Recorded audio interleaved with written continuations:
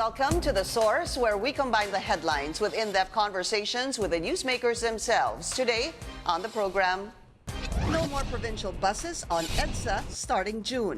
Kung hindi pa ho kasyado, like hindi pa ho adjusted yung fare, hindi pa ho natatransfer yung ilang mga city buses, hindi pa ho naayos yung kanilang mga ruta, hindi pa po sapat yung bilang ng mga city buses na mag-accommodate dun sa ating mga commuters galing probinsya, yun, hindi ho natin maitutuloy yan. And the MMDA holds a dry run to test the anti-traffic measure. Layo na. Layo na. May epekto talaga dahil doble-doble ang biyahe. Yung mga commuter mahirapan talaga. Pero kung ikabubuti naman ng mga lahat na tao, mas okay lang yun. Will this move help in easing traffic congestion or will this burden more commuters? Nakikita naman natin, as far as enforcement of traffic laws, rules and concern, is spotty. Also, the 60 km/h speed limit and managing the traffic situation after the long Holy Week break. MMDA General Manager Jojo Garcia joins us live.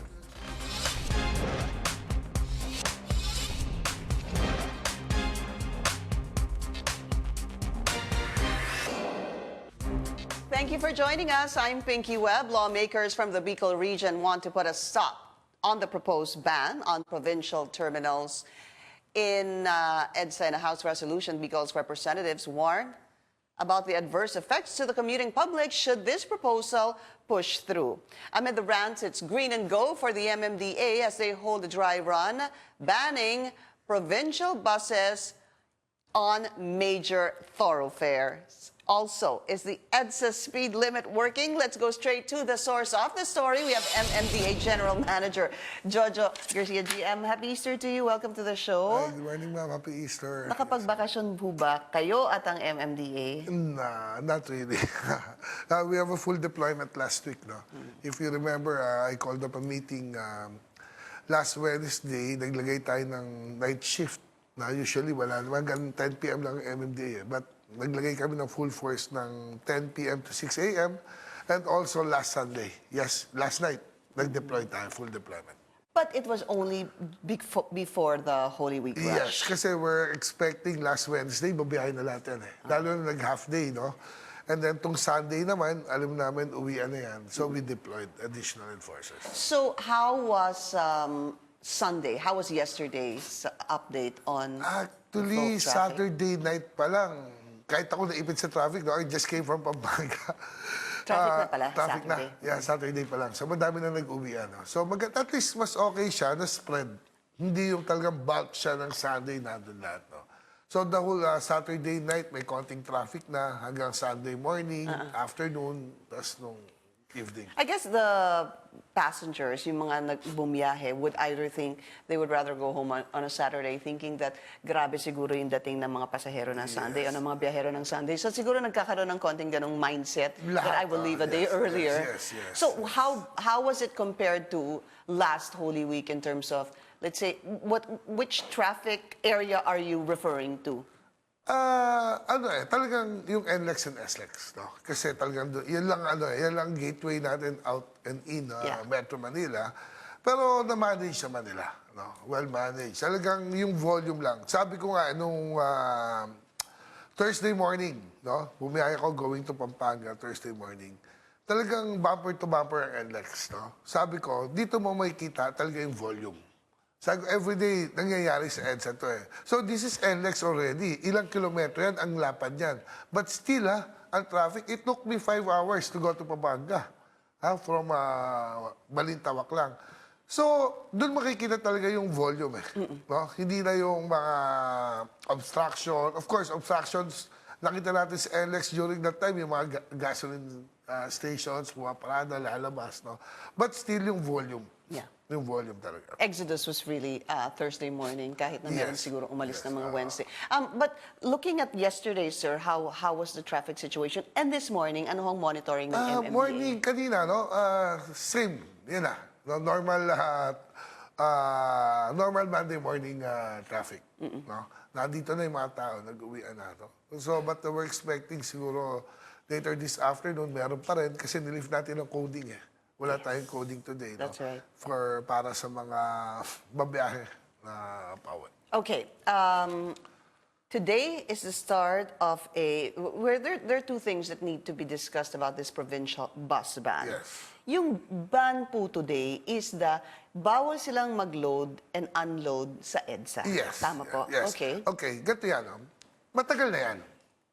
Yung no loading, unloading along EDSA. Kasi ang franchise talaga ng mga provincial buses natin is point-to-point. Meaning, from province yan, pagpasok ng Metro Manila yan, diretso sa terminal yan. Hindi talaga sila pwede magbaba, magsakay. So, nung una, napagbigyan yan, dati, during the past chairman, napagbigyan yan, unloading lang.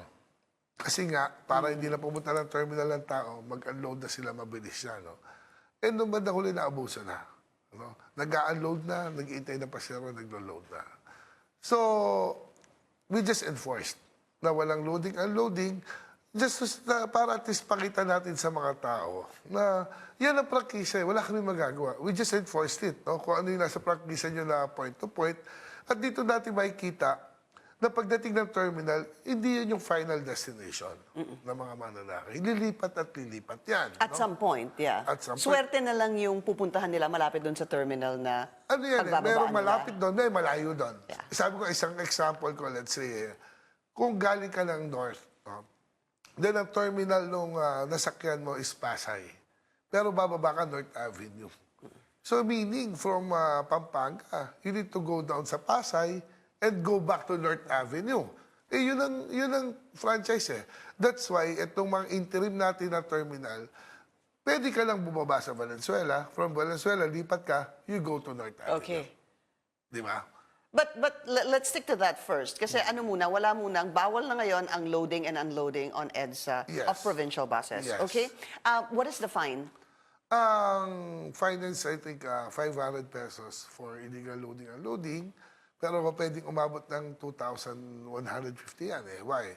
Meron tayong 150 sa disregarding traffic sign, may obstruction tayong 1,000, at meron tayong closed door policy na 1,000. And how do they find out again? Nandun din po yung no contact May no contact apprehension tayo. apprehension. Yes, Okay. yes. And then makukuha nila yan. Well, a couple of months we've talked Yes. about this. It kind of takes a while bago nila But makuha yung kanilang sa ground violation. natin, nagtitiket na rin tayo. May tao na doon. May tao na nakabantay. Yes. And so far at this time, how was the monitoring of the loading and unloading? Sumunod naman. illegal? Okay. Sumunod naman. So alam naman nila Yes. na alam- bawal? Dati pa yan. Dati pa nila alam yan. So here's the next thing, sir. If loading and unloading of provincial buses on EDSA is prohibited because of the contract of point-to-point, terminal to Yes. terminal, what about city buses who load and unload on EDSA as well? Isusunod nga natin, sabi ko nga, yung provincial bus, napakalit na percentage lang yan, yung cost and traffic. Siguro nasa 5% lang yan the total traffic. Kaya lang, we need to start somewhere. After yan, i-discipline natin yung city bus. May project kami, hopefully, sabi ko nga last year yan, gagawin ko this year yan, kami ni Chairman Lim. So, yung lalagyan natin ng fence, the whole EDSA.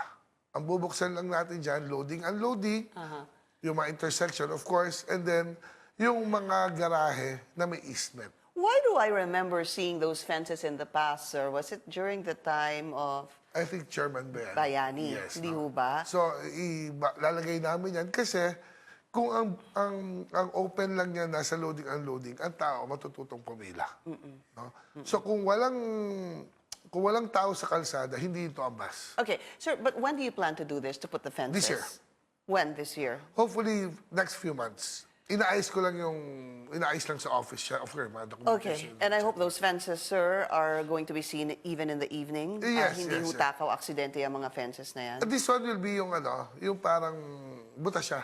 Kita siya, Kita yung tao. We'll just put the fence na hindi nila kaya akitin. Okay.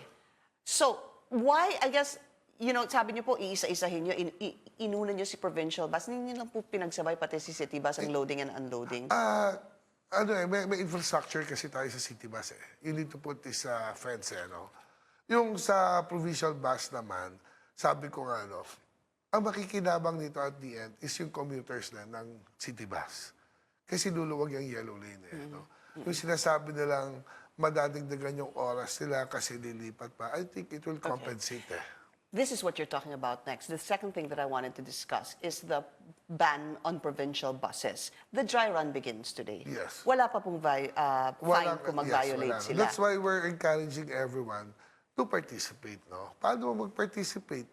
Siguro before going to Metro Manila, daan lang kayo ng Valenzuela or sa Santa Rosa para ma-feel lang.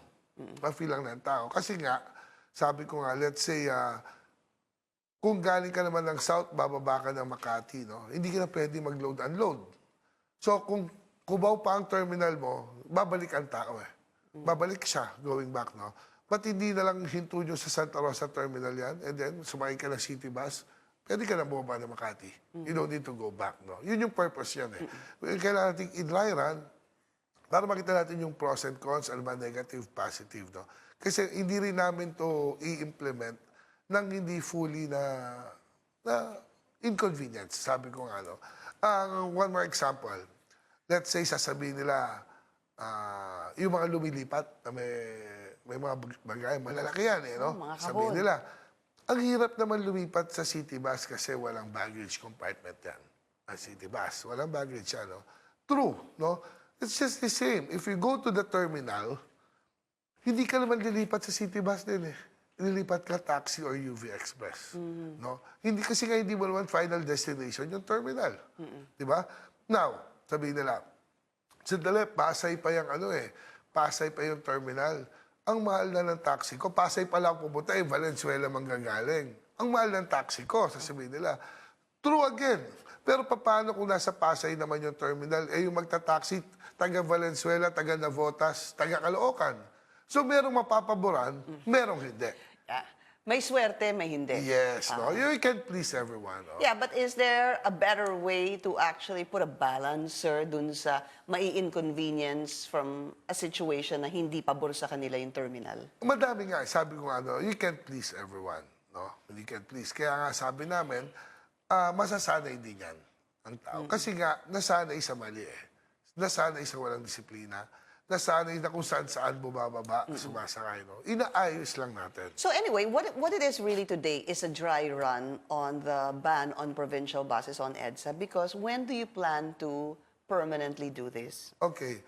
May meeting this afternoon with DOTR, LTFR, with Chairman Chuck, no? And actually, punta ko na rin ng LGU ng Pasay and Quezon City. Dahil nandun ang mga terminals, Yes, sir. no? We're going to write them a letter requesting to cancel the business permits or kahit ano lang, suspend for a while. I-suspend lang kasi pag palpak, pwede naman nila ibalik yan. Ano? So, may meeting mamaya. So, hopefully by May, siguro midterm ng May, inaayos na yung process niyan. Ang target namin is by June. Totally closed down. Sir, you're going to talk to the LGUs, the local government officials of Pasay and Quezon City, because the terminals are normally found in those two areas. Can you explain that further to me? Canceling or suspending the business permits. Could there possibly be any violation that will be encountered in doing such a thing? That's why, no? Kaya nga, we're going to meet later sa mga lawyers din, no? Sa legal department namin, how we do the process. Pero still, no, sabi ko nga, lahat naman yan may violation. No? Lahat yan may violation. So, talagang we just really need to strictly enforce. Yeah.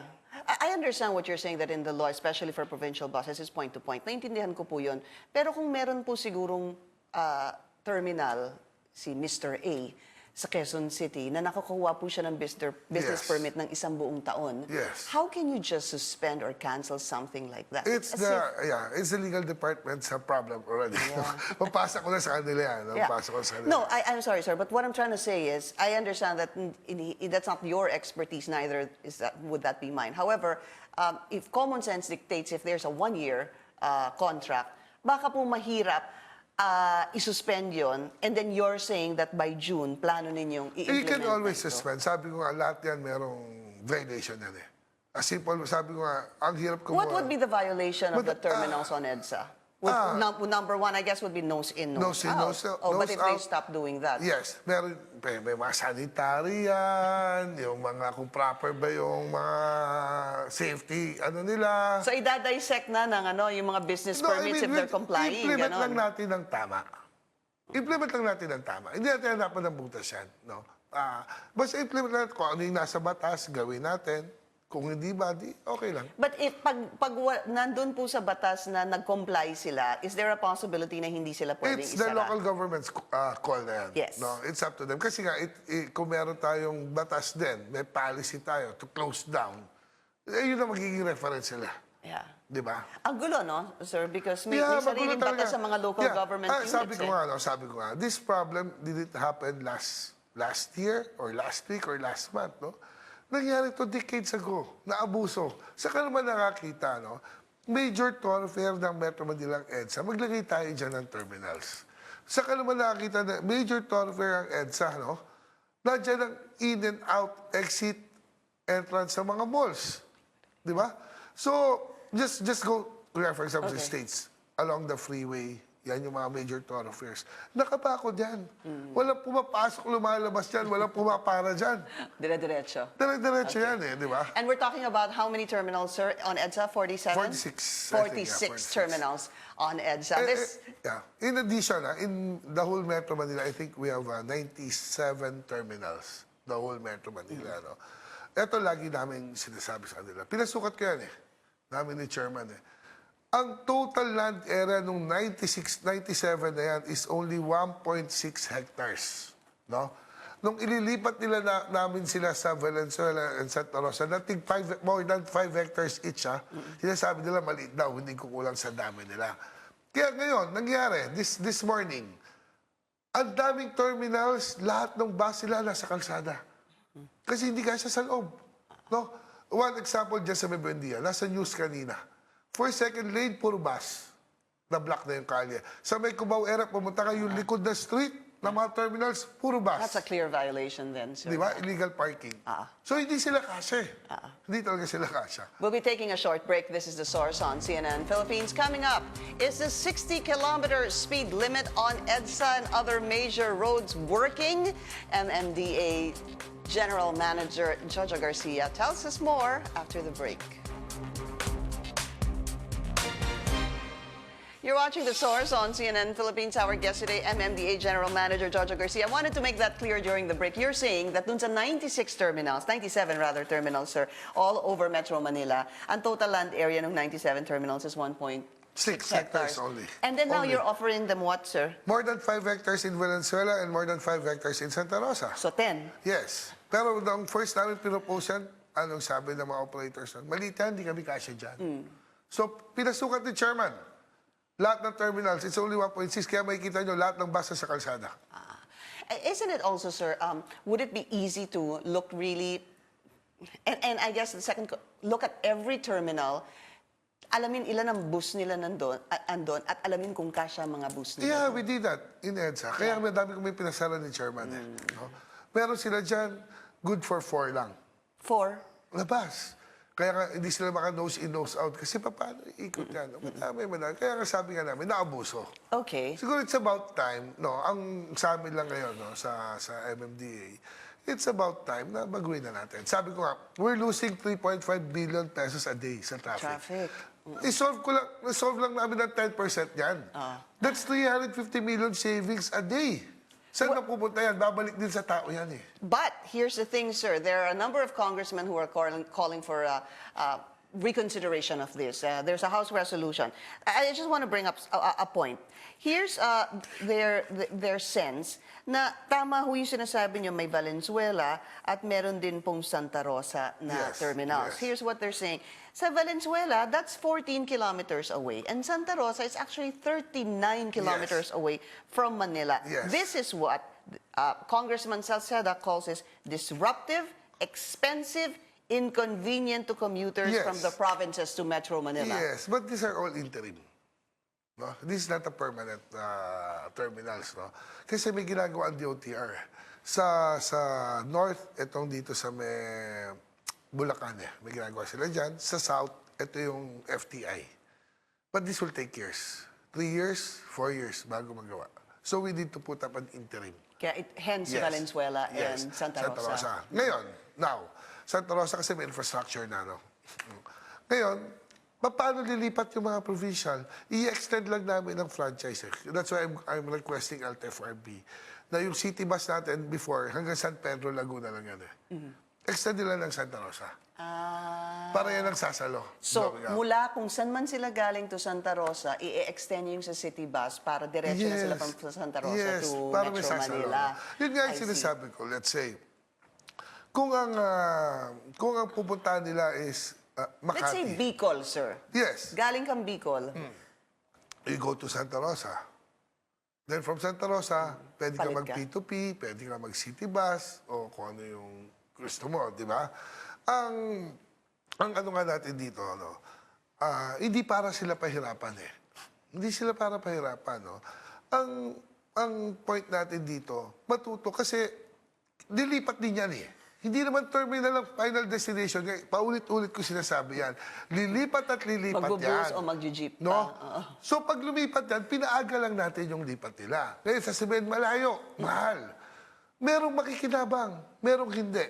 No? Kasi nga, kung galing ng, let's say, Bicol yan, ang terminal, let's say, nasa Cubao, no? Bababa siya, Makati. So, instead of going to Cubao, then babalik ka pa ng Makati, why don't you go down sa Santa Rosa, and then sumakay ka ng city bus, ibababa ka Diretso sa Makati. Makati.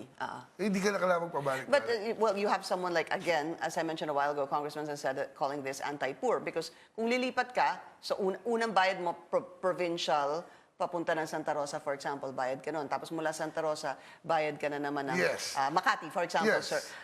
Did you take into consideration Yes. I thought, kung magkano ang gagastos yes. nila originally to a Okay. transfer Okay. to a Santa Rosa terminal? Yung provincial buses, nakat ang line yan eh. Once na nakat, ang pasahe niyan hanggang doon lang. Hindi mo siya-charge the whole hanggang Metro So Manila. dapat bumaba yun, sir? Yes, of course. Hindi naman pwedeng, kung ang pamasahe mo 500 going to Makati, hanggang Santa Rosa, 500 ka pa rin. Of course not. Kasi yung gasoline niya, hanggang doon na lang sila. Can you assure, though, the commuters that kung 500 pesos, for example, sir, yung kanilang gagastusin, ay kapag lumipat sila sa Santa Rosa at pupuntahan nila yung kanilang pupuntahan, ganun din ang magiging presyo ng kanilang babayaran? Kung meron man konti. Kung meron man Konting konti. increase. Kasi iba ang sigil ng city bus sa provincial bus. Anong konti, GM? I'm going to talk later with the LTFRB. Yun nga yung meeting namin yung fare. Kasi we need to protect yung mananakay. Yeah. No? Kaya nga sabi ko nga, mas maganda siguro talaga. Ito yung tinatawag namin, ini-spread na natin ang Metro Manila. Right. No? Kasi congested na eh. Kaya nga, ito lang mga bayan na paligid ng Metro Manila. No? If they're just, kung maganda ekonomiya sa mga bayan nila, hindi na pupunta ng Manila yan eh. No? So, ini-spread lang natin yan para hindi na de-congest natin yung Metro Manila. So yung sinasabi, sir, ng mga congressman na to reconsider, you're pushing through with this? Yeah, kaya kami dry run. Pag nakita namin sakit ng ulo, problema, hindi maayos, wala sistema, pwede naman natin iusod yan eh. Okay. Hindi naman matigas ang ulo namin nila. So, it is not an MMDA decision alone.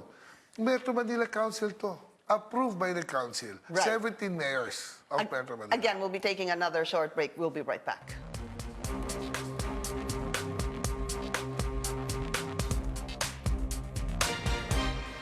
You're watching The Source on CNN Philippines. Our guest today, MMDA General Manager Jojo Garcia. Sir, 60 kilometers on EDSA. Pakipaliwanag, implemented na ba yan? Yes. Huhulihin na ba kami niyan? Ganito yan, no? Naglabas ng MMC resolution regarding the speed limit, no? Yung 60 kilometers per hour. Isa pa pagtatawanan ka, hindi nga tumatakbo na mabilis, may 60 pa kaya, no? We're just protecting you sa gabi. Madami aksidente. Major thoroughfares, Commonwealth, ang dami aksidente dyan, mga trucks, etc. No? Ngayon, yung sinasabi ng exempted ng trucks and buses, hindi po. Ang trucks and buses is only 50. So, mas mababa pa sila? Yes, only 50, no? Ang private is 60 kilometers Ang per dami hour. niyong mahuhuli sa EDSA na bus. Kasi wala namang bus na 50 kilometers ang tinatakbo sa EDSA pag walang traffic eh. Yes, kaya nga kailangan nating i-limit yan. Hanggang 50 lang talaga sila, no? And Ngayon, it's implemented. yes, implemented. Kaya lang ang problema namin right now, yung enforcement. But it's implemented. Sabi ko nga, hindi porket hindi enforce yan ang problema nating Pilipino. Yeah. Eh. Pag walang nanguhuli, hindi sumusunod. Yeah. No? So sabi nga namin, yeah, we're going to enforce it. Kaya lang, of course, pinagawa namin yung mga speed gun namin, umorder kami, lahat yan darating yan. Pero not because wala kaming panghuli, hindi ka na dapat sumunod. No? Kailangan natin sumunod. Kasi sabi ko, yung mga policies natin and batas sa trapiko, dapat yan sinusunod not because hinuhuli. kailangan isa puso mo na bakit ba nilabas yan? That's safety, number 2. Kunyari yung motorsiklo natin. No? Kaya sila nag-helmet kahit hindi safe kasi para hindi hulihin.